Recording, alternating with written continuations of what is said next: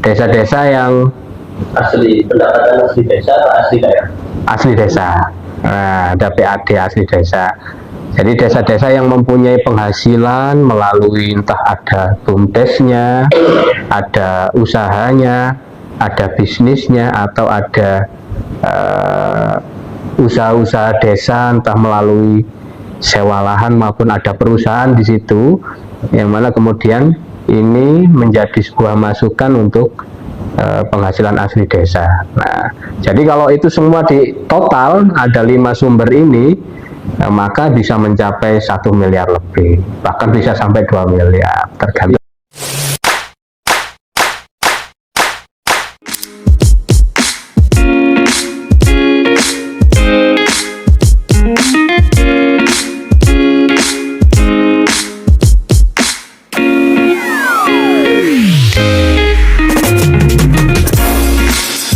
Semua pertanyaan ada jawabannya, semua penyakit ada obatnya, dan semua masalah pasti ada solusinya. Kita kembali dalam podcast Dialog Masa edukatif dan informatif.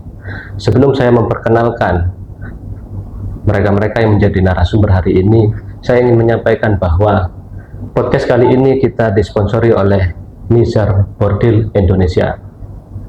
Selain itu kita juga disponsori oleh Mami R3 Bakery yang bisa dipesan melalui WhatsApp 089 537 746 0401. Terima kasih. Hari ini kita akan mengangkat tema Desa Berdaya, Rakyat Sejahtera. Jika desanya berdaya, rakyatnya akan sejahtera. Indonesia merdeka sudah banyak tahun ya, puluhan tahun Indonesia merdeka. Kita menginginkan kosakata sejahtera. Saya nggak tahu apa makna sejahtera setiap orang itu beda atau gimana. Kok rasa-rasanya nilai dari kata itu belum kita rasakan hari ini. Sejauh ini kita tahu bahwa negara kita, dalam hal ini pemerintah, itu mengucurkan dana yang besar kepada masyarakatnya, tentunya melalui pemerintahan desa. Akan tetapi ternyata banyak masyarakat yang belum tahu sebenarnya aplikasi atau fungsi dari uang-uang dari pusat ataupun dari daerah itu untuk apa. Hari ini sebenarnya kita akan kedatangan tamu dari kepala desa juga pendamping desa. Akan tetapi narasumber dari kepala desa yang kita undang berhalangan hadir, maka kita hanya bertiga bersama 2 pendamping desa. Terima kasih atas hadirnya ya. Ini boleh perkenalan diri, nama panjangnya biar saya nggak salah. Ini dengan Bapak siapa? Perkenalkan, nama saya Muhammad Najib. Saya pendamping desa Kecamatan Bangil. Pendamping desa Kecamatan Bangil, Muhammad Najib ya. Ini dengan Mbak siapa? Mbak saja, jangan Mbak Ibu ya. Saya juga nggak mau dipanggil Bapak. Iya benar. Soalnya tadi tanya kan Bapak siapa kan? Bapak siapa? Saya nggak mau dipanggil Ibu ya. Oke, Mbak siap. saja. Perkenalkan saya Eni Marakonita. Biasanya dipanggil Mbak Konita ya. Mbak Konita. Ya. Eni Mara Konita, bukan marah ya? Bukan, sebenarnya Mara, kurang petiknya jadi Mara ya. Gitu. Eni Mara Konita. Oke. Terima kasih atas waktunya Bapak Najib sama Mbak Konita panggilannya. Kita diskusi tentang desa. Kita tidak podcast yang dalam arti bertentangan pikiran ya, gontok-gontokan, tidak. Kita dari Media Dialog Masa itu punya program edukatif informatif. Kita mendahulukan kata edukatif daripada informatifnya. Informasi itu sudah banyak, kita nggak butuh media massa lagi. Tapi untuk edukatif ini penting. Nah, pertanyaan pertama, karena ini sama-sama pendamping desanya, Ya, beda level tapi ya. Beda level ya. Kalau Mas Najib kan pendamping desa itu mengcover 4 desa, tapi di wilayahnya kebanyakan kecamatan. Oh gitu. Kalau saya pendamping lokal desa. Di bawahnya. Ya, benar. Oke, siap. Gak apa-apa, sama pendampingnya tapi levelnya berbeda. Jadi nanti saya nggak tahu ini yang lebih tepat menjawab siapa ya, karena secara status sama. Kita diskusi aja hari ini. Ketika saya tidak bertanya sesuatu, tapi menurut Bapak dan Mbaknya itu dirasa penting, boleh disampaikan. Pertama yang ingin saya tahu itu sebenarnya berapa sih desa itu dapat uang dari pemerintah, baik itu pusat ataupun daerah. Saya bertanya begini bukan data ya, karena saya bukan inspektorat ataupun KPK ya. Setidaknya ada range ya, yang bisa, oh kalau kapasitas desa seperti ini kurang lebih sekian, kalau desa sekian, itu biar orang tahu. Karena saya pernah ngobrol sama orang ya, bahwa desa itu dapat dana 1 miliar, dia tuh kaget, loh siapa nih temen dah gitu. Ya berarti masyarakat masih ada, bisa jadi banyak yang belum tahu. Yang belum tahu ya. Jadi bagaimana ya Pak Konita atau Pak Najib, silahkan. Monggo. Dulu nih. Senior dulu. Baik, terima kasih. Terkait berapa sih dana desa itu dikucurkan ke desa? Ya.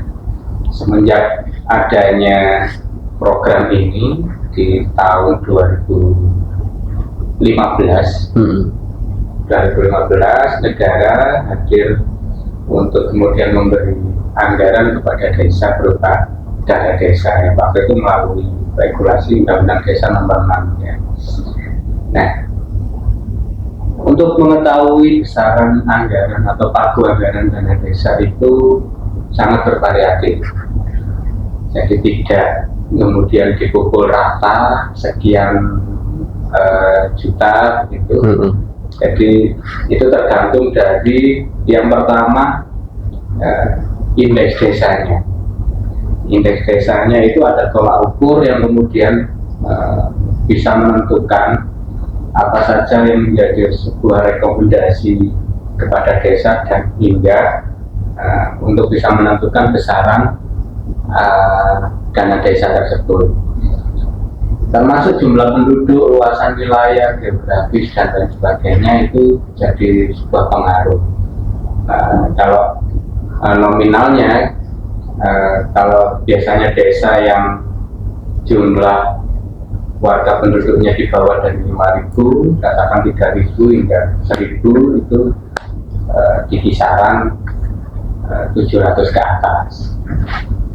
Namun kalau desa yang Itu tiap tahun ya? ya Iya. tahun. Nah, namun besaran itu juga tidak stagnan tiap tahun. Jadi bisa berubah-ubah tergantung juga dengan penyerapannya apakah baik, pelaporannya apakah juga baik, kemudian perencanaannya apakah juga baik, dan lain sebagainya. Itu juga bisa berpengaruh, dan juga apabila ada tambahan-tambahan program lain di Kemendes itu juga bisa menentukan tambahan atau menurunnya dana desa di desa.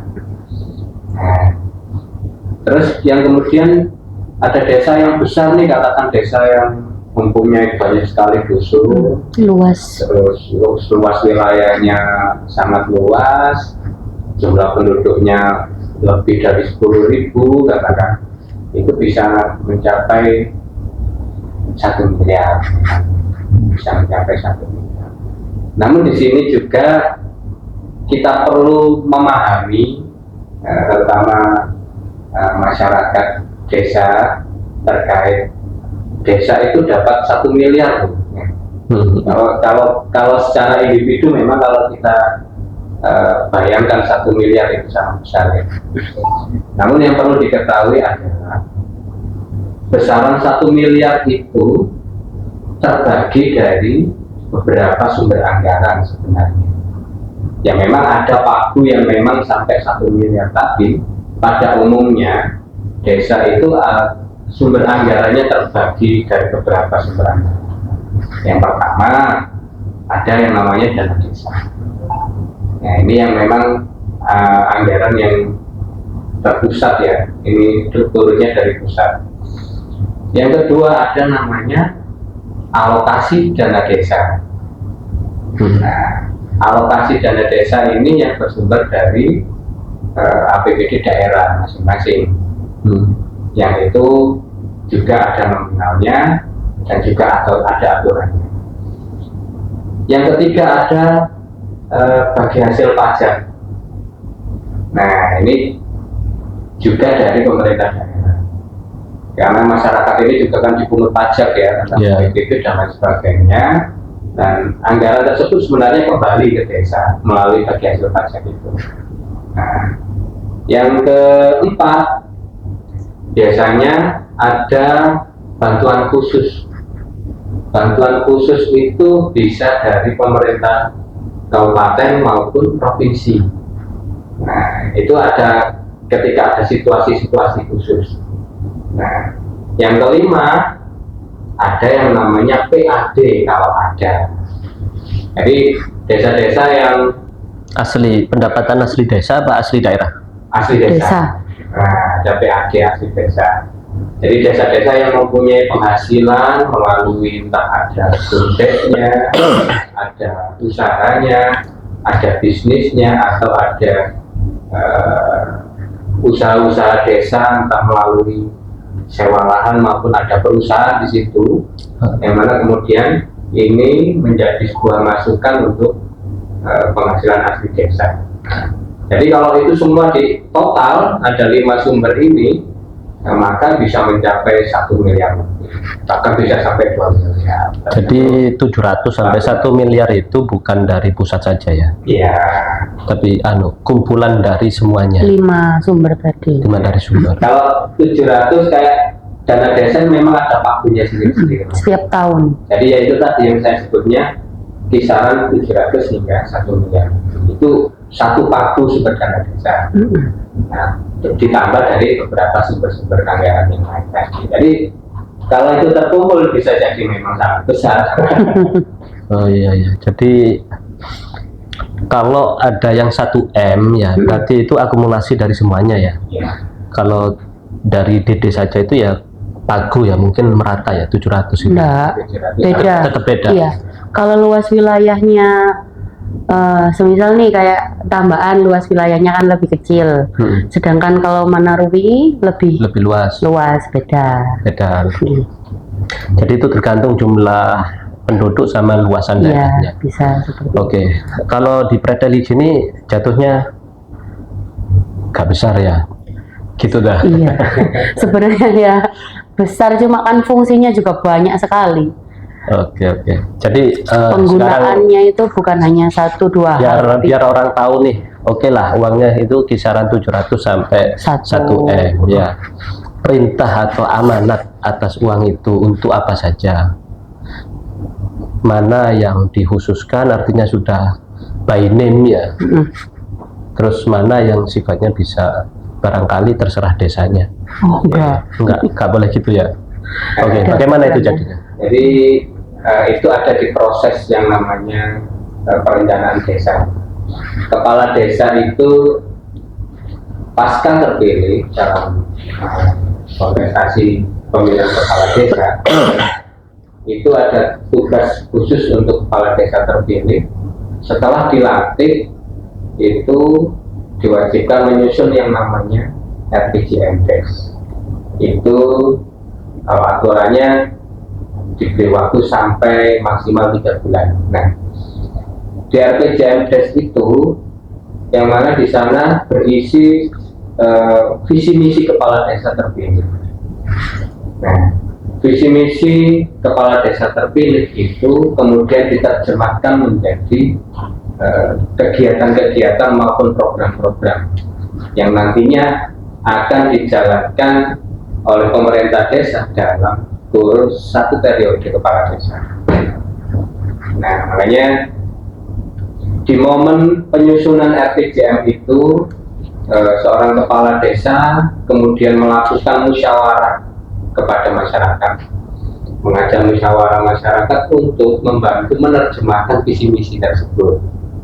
Ya, ini berupa usulan-usulan kegiatan, baik itu pembangunan maupun pemberdayaan, pembinaan dan lain sebagainya. Dalam hal ini RPJM merupakan menjadi wadah rumah kegiatan di desa. Nah, kalau kita mengenal RPJM, kemudian dalam melaksanakan kegiatannya di tiap tahun desa juga mempunyai wewenang untuk merumuskan atau menetapkan di siklus perencanaan itu berupa RKPDes.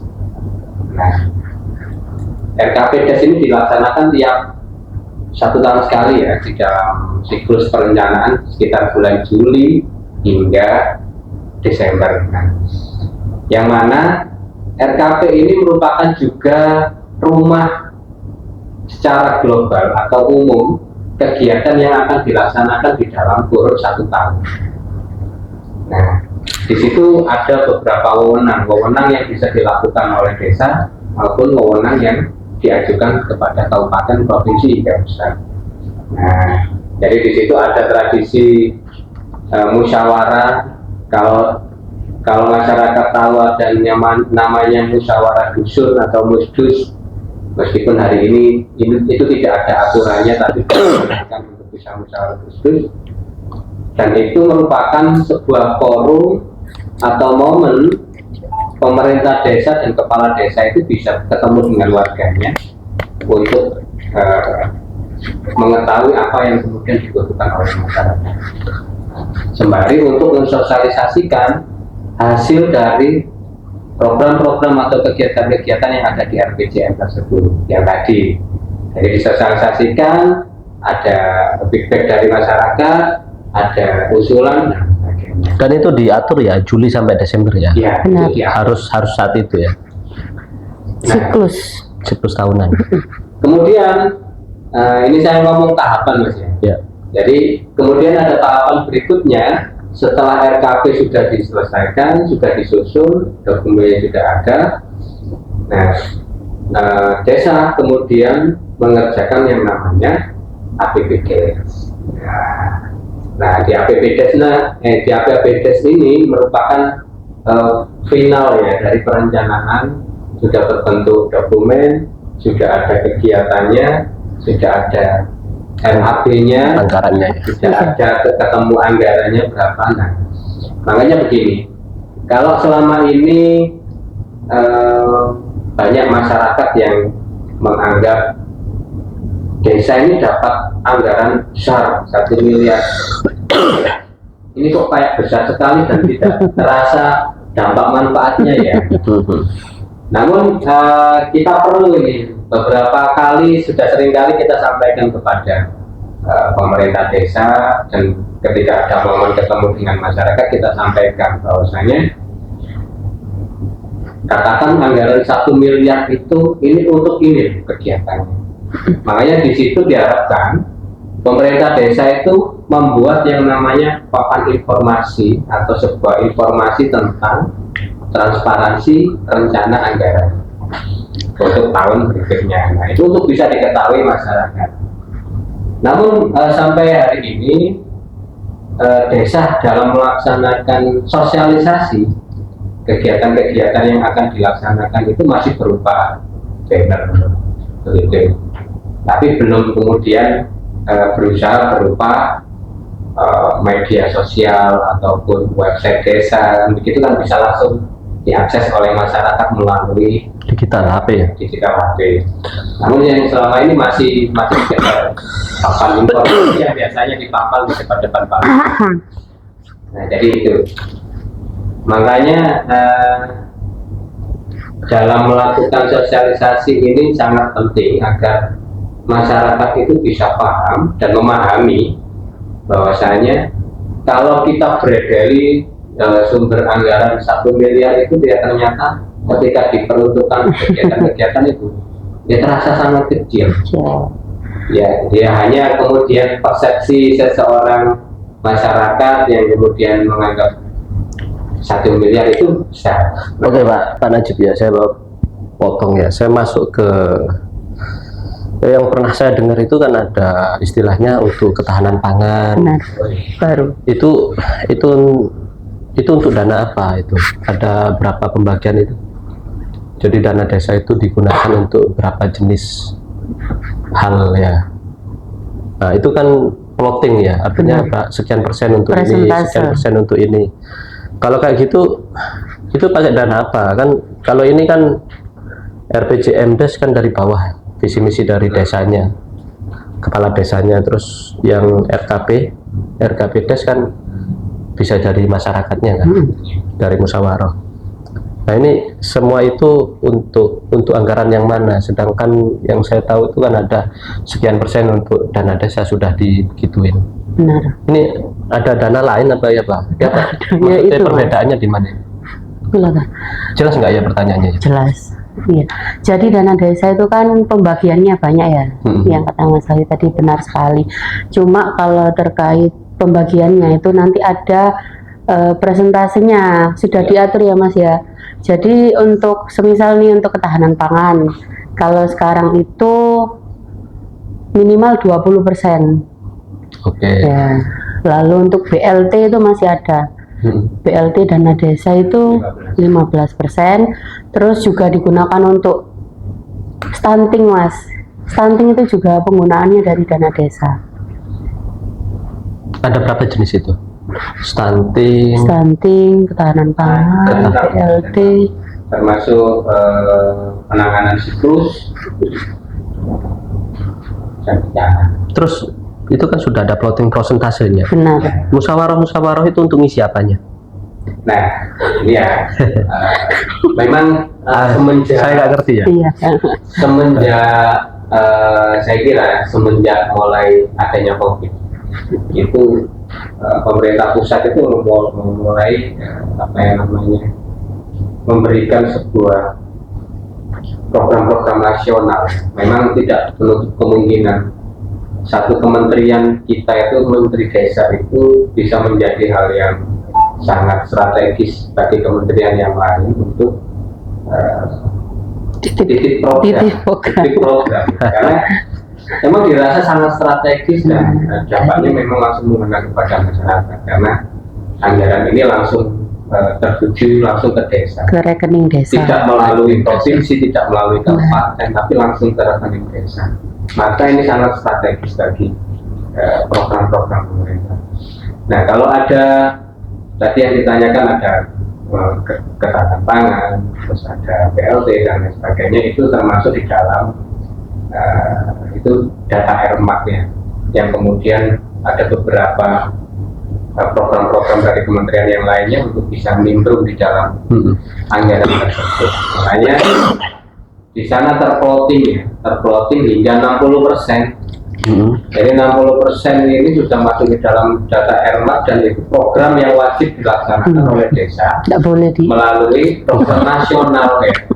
Jadi sisanya 40% itu yang baru murni dari usulan masyarakat maupun visi misi kepala desa. Tapi yang namanya ya regulasi maupun perintah dari pemerintah pusat ya, kita yang namanya pendamping desa ya berusaha semaksimal mungkin untuk bisa menangani itu.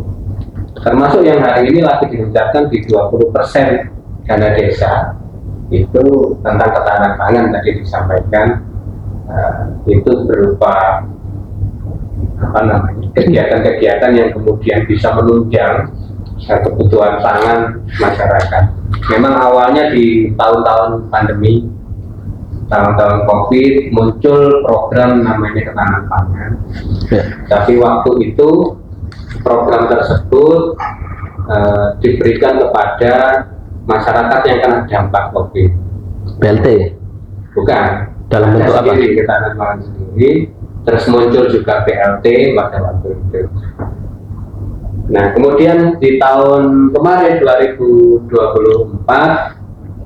ketahanan pangan tidak lagi menjadi sebuah program yang kemudian menunjang kebutuhan masyarakat yang terdampak COVID, tapi kemudian menjadi sebuah peluang bisnis desa yang kemudian itu dikelola langsung oleh badan usaha milik desa. Jadi bagi desa yang mempunyai badan usaha milik desa itu bisa menjalankan program yang namanya ketahanan pangan melalui dana 20%. Melalui dana 20% dana desa. Kegiatannya apa saja, bisa budidaya ternak, bisa pertanian, bisa perkebunan, perikanan, dan lain sebagainya. Tergantung desanya. Apa yang kemudian disepakati oleh desa melalui musyawarah. Coba saya balik lagi ya. Jadi sebenarnya usulan visi misi yang siklus tahunan itu untuk yang 40%, apa juga untuk plotting itu, artinya plotting 20%, ayo uang gaya apa seperti itu, apa khusus yang 40%? Nah, tentunya dari visi misi ini kan bisa diterjemahkan dalam berbagai Banyak hal. Kalaupun ada 60% dari data MMAK itu ada visi misi kepala desa yang masuk di dalam data-data MMAK itu, ya bisa kita eksekusi di sana, termasuk kegiatan-kegiatan yang ada di kabupaten juga, karena yang namanya RPJM itu kan kita mengikuti dari alur ke atas ya, Presiden, ya mulai presiden, Bupati juga, gubernur, dan Bupati. bupati. Jadi ada penyelarasan visi misi di sana yang kemudian bisa diterjemahkan di dalam desa. Makanya program-programnya bisa sinergi dengan program-program yang ada di pemerintah atasnya. jadi mau apa aja terserah, yang penting masih di kategori ketahanan pangan kayak gitu. Ya, ini salah satu program ketahanan pangan yang bisa dilaksanakan. Tapi program-program yang lainnya juga banyak. Iya, iya. Jadi pertanyaan yang paling awal tadi itu menjadi, oh memang dana kecil kok gitu. Jadi kalau misalkan masyarakat kita tidak sejahtera, ya memang pantas apa begitu, atau sebenarnya gimana? Iya, beliau. Begini, memang Kalau dana desa kesejahteraan itu ini ada. tidak bisa menyentuh masing-masing individu masyarakat, karena ini berupa program, ini anggaran yang diatur. Nah, jadi dana desa itu ada karakternya, tidak boleh untuk ini, tidak boleh ini, boleh untuk ini, ya. Tergantung juga ada wewenangnya juga. Jadi makanya Kalau yang BLT itu berapa persen itu? BLT 15. Itu yang menentukan siapa? Ada itu namanya yang dapat itu KPM. Namanya kelompok penerima manfaat nih. 15% itu ya dari presentasi 60% dana desa. Kita maksud saya gini, bisa aja kan salah satu desa itu tidak banyak orang yang dikategorikan miskin. Apa di Indonesia itu ake-ake kabeh. Maksud saya kalau misalkan di plotting 15%, sedangkan di daerah tersebut tidak terlalu banyak orang yang layak dapat BLT, apakah prosentasenya boleh berkurang? Boleh. Nah, 15% itu maksimal. Maksimal. Oh, boleh. Maksimal. Jadi misalnya dalam satu desa mau kasih BLT orang 2, orang 3, Enggak apa-apa. 1 pun enggak apa-apa. Tapi maksimalnya 15%. Oke. Dan yang dapat juga diatur ya Mas. Ada SK-nya. Jadi SK, Kelompok itu tadi. SK KPM BLT DD tahun berapa? Sejumlah semisal nih 20 orang. Kan itu bisa berubah kan? Enggak bisa kalau tiap satu tahunnya tahun. dengan basisnya 1 tahun. SK-nya 1 tahun tidak bisa berubah orang. Ini kan termasuk yang dapat PKH juga itu. Oh bukan, beda. Datanya maksudnya, datanya sama apa beda? Oh beda. Jadi penerima manfaat BLT ini memang ada kriteria, Benar. yang mana 1 tidak boleh mendapat bantuan dari program lain, katakan PKH atau dari Dinsos atau dari yang itu tidak diperkenankan. Yang sudah dapat PKH tidak boleh Dapat BLT. BLT. Termasuk BPNT itu tidak boleh. Itu yang biasanya dapat telur itu apa itu? BPNT ya itu kalau nggak salah dari dinas sosial. Iya, Dinsos. Bukan program yang dana desa ya? Bukan. Beda kementeriannya itu. Beda pendampingnya juga. Oh iya. Kalau kita kan dari Mendes. PKH juga dari Dinsos ya? Dinsos. Dinsos. Kementerian Sosial. Ini supaya asa bagi masyarakat masih ada, supaya asa dari masyarakat itu ada. Kalau misalkan Bapak atau Mbak sebagai pendamping desa mau ngomong sama masyarakat, apa pesannya ketika ada musdus itu, Ya, supaya mereka bisa dapat dampaknya nih, karena yang tadi disampaikan di awal nggak krosos gini-gini Dok. ya pesan kami begini,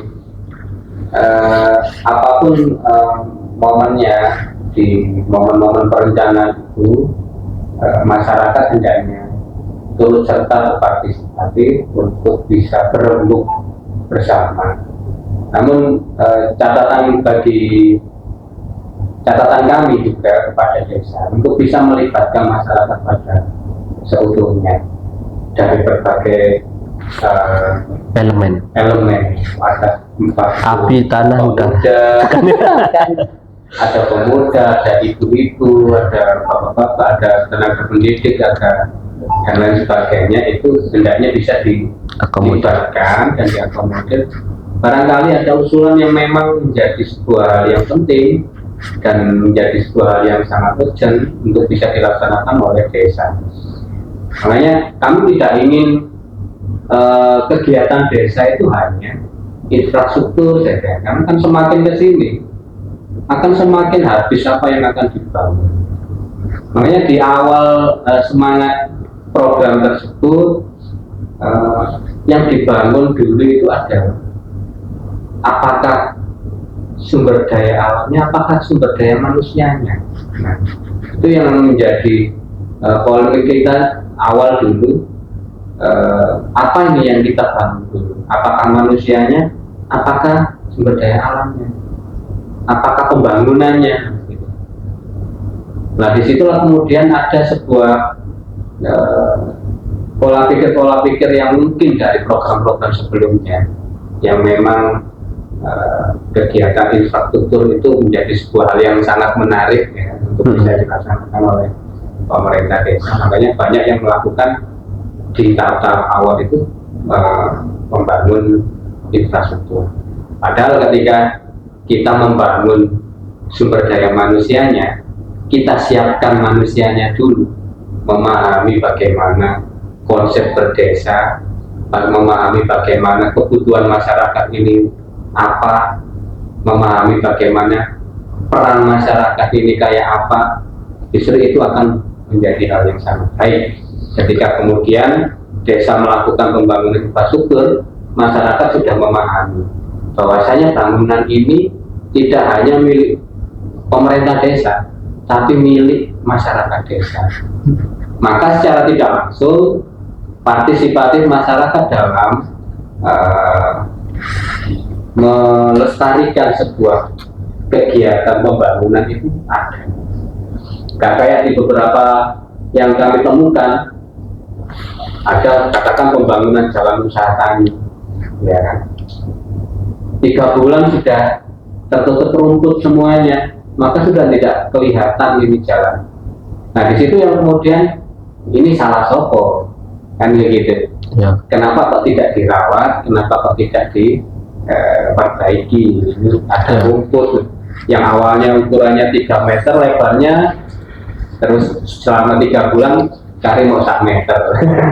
Makanya ketika masyarakat ini sudah selesai kita bangun, sudah sadar paham dengan konsep bagaimana masyarakat ini berdesa, apalagi tentang program-program tersebut, maka ya secara berbondong-bondong dan swadaya masyarakat tentu secara sadar bisa merawat apa yang sudah dibangun oleh desa. Nah, gitu.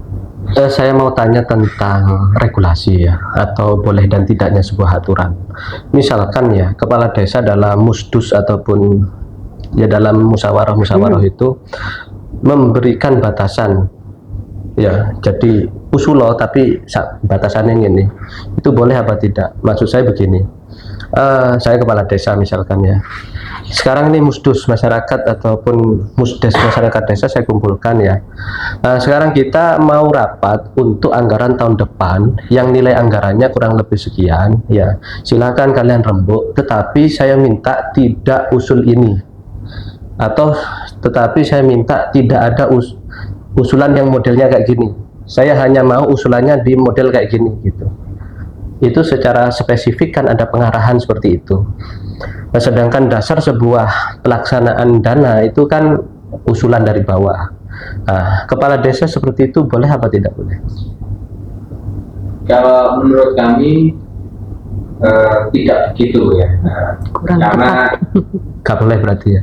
Tapi paham ya maksud saya. Ya. Artinya gini, saya pernah ngomong sama beberapa anggota dewan terkait dana pokir, pokok pikiran.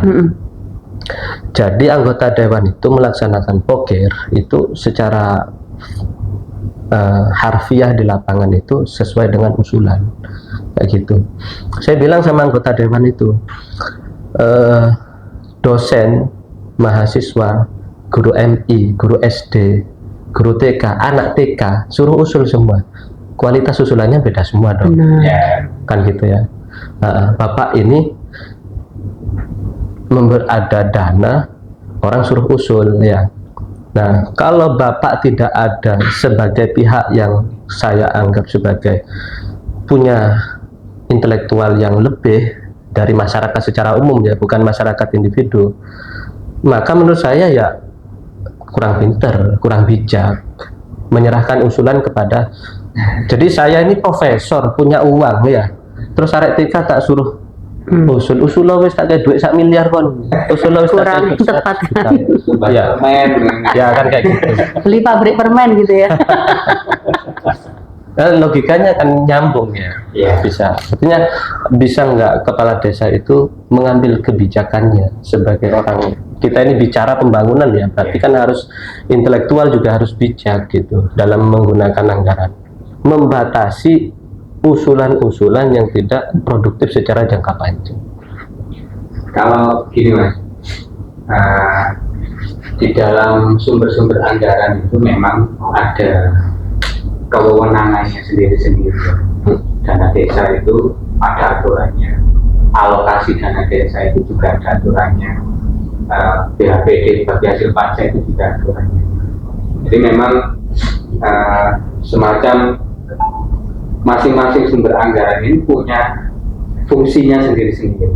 Oke. Kalau di dana desa itu yang mana itu murni bisa dianggarkan melalui memang kegiatan-kegiatan yang wewenangnya desa.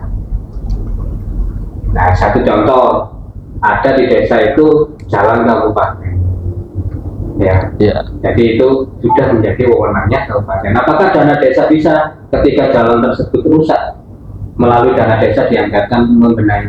Maka tidak boleh, karena sudah ada wewenangnya milik Oke. kabupaten. Tapi maaf ya, arah saya tidak ke sana. Iya. Saya kasih contoh aja, saya kasih contoh. Misalkan nih, saya kepala desa di satu desa yang di situ notabene itu lahan kering, ya, bukan pertanian yang air gampang ya, gitu. Terus kita melakukan musyawarah dusun nih, ya. Kalau saya tidak membatasi musyawarah, orang itu biasanya jalan, Benar. paving, gawe pinggiran di jalan itu apa jenenge itu ya? TPT gitu-gitu, dan selalu itu. Dan saya sendiri nggak menyebutkan nama desa ya. Saya sendiri nggak pernah diajak apa musyawarah. Musyawarah saya nggak, tapi saya bukan bahas itu. Yang saya bahas itu misalkan saya kepala desa, saya bilang begini, aku tahun ini dasar untuk tahun depan, dasar untuk melaksanakan kan musyawarah. Berarti kalian usul, bapak-bapak, ibu-ibu, kalian usul gitu. Tetapi saya mau membatasi setuju ono. Ya, tahun depan saya mau bikin bendungan. Setuju apa enggak? Saya mau bikin bendungan. Di sana ada lahan desa, ya, atau intinya ada lahan yang bisa dipakai, tak bikin bendungan supaya di sini ada pemanfaatan pertanian. Karena problem di desa kami, desa kita itu gitu. Nah, kalau kalian bicara jalan, sekarang gini, jalan nggak enak, nggak langsung luwe. Tapi kalau pertanian nggak enak, itu dampak. Benar. Gitu. Itu dari siklus kalau kita bicara pemanfaatan lahan untuk pertanian. Kalaupun memang orientasinya itu untuk misalkan bisnis ya, saya bikin sesuatu gitu loh. Jadi saya mau bikin itu butuh dana, ya. Kalian setuju apa tidak? Jadi saya balik, setuju ono, ya. Bukannya sekarang kita berdiskusi, boleh berdebat, ini musdus ya.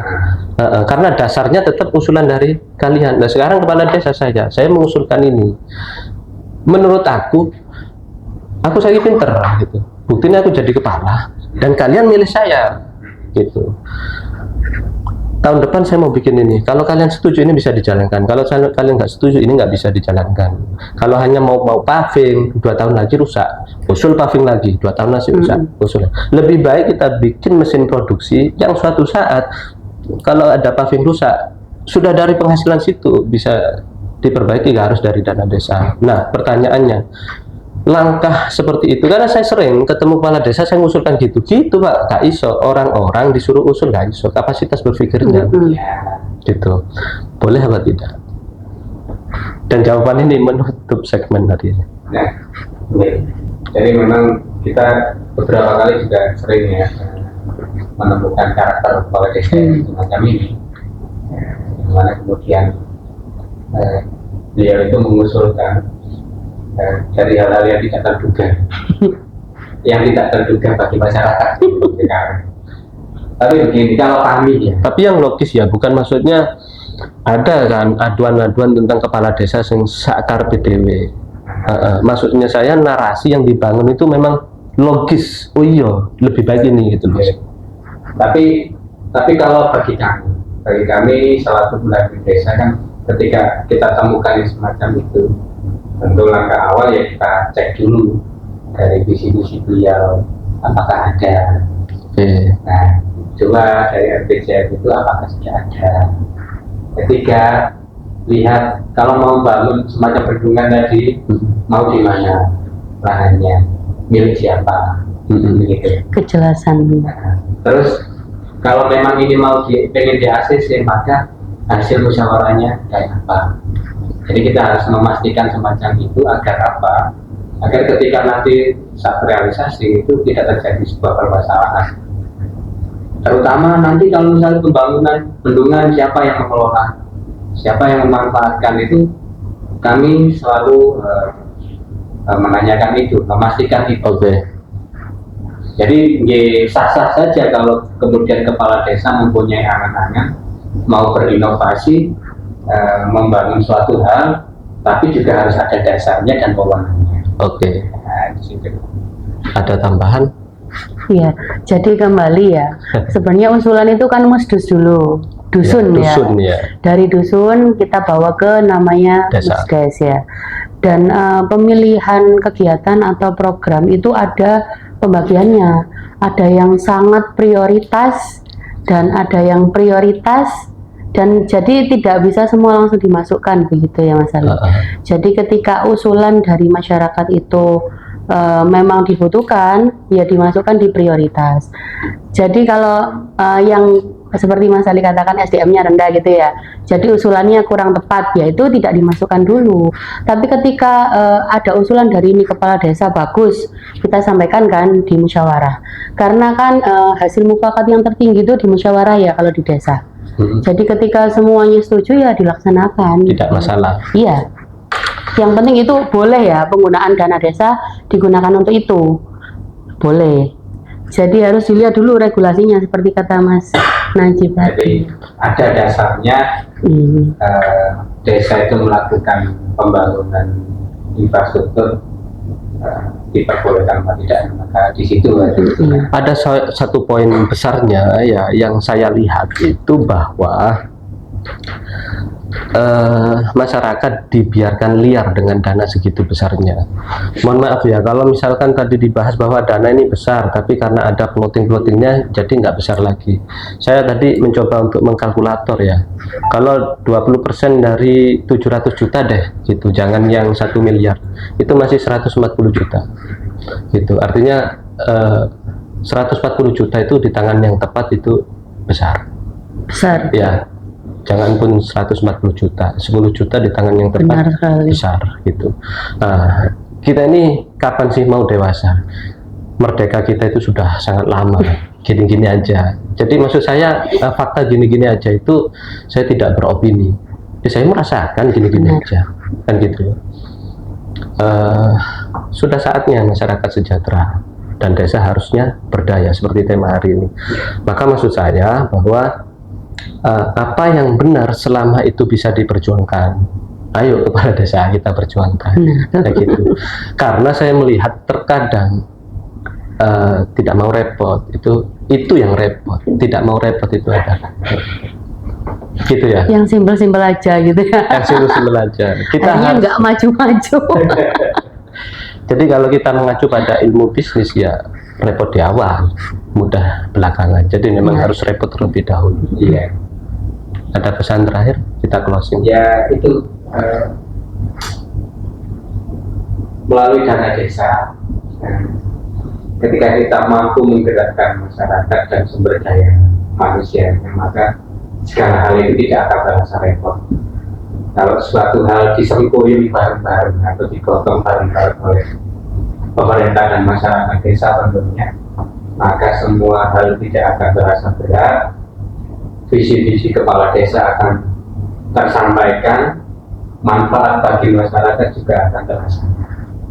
Nah, ada di beberapa daerah itu memang sudah merasakan melalui program-program pemerintah desa yang bisa kemudian menyentuh satu persatu masyarakat dari manfaatnya. Jadi memang kita perlu yang namanya keseriusan dan terus berinovasi, terus memperhatikan masyarakat, apalagi program ini untuk masyarakat kita di negara kita ini. Tentu kalau dilaksanakan dengan baik sesuai dengan apa yang dikehendaki masyarakat dan pemerintahan, ya maka itu bisa dirasakan oleh masyarakat. Itu Mbak Konita mau? Sudah cukup. Oke. Di akhir segmen saya mau katakan khusus untuk masyarakat. Saya katakan khusus untuk masyarakat. Nasib kalian di tangan kalian. Manfaatkan dana desa, perhatikan pemerintah desa kalian. Bukan untuk mengawasi, ya, karena kalian bukan pengawas. Tapi kalian adalah pemilik dari negara dan bangsa itu sendiri. Mari menjadi baik bersama-sama. Terima kasih. Wassalamualaikum warahmatullahi wabarakatuh. Waalaikumsalam.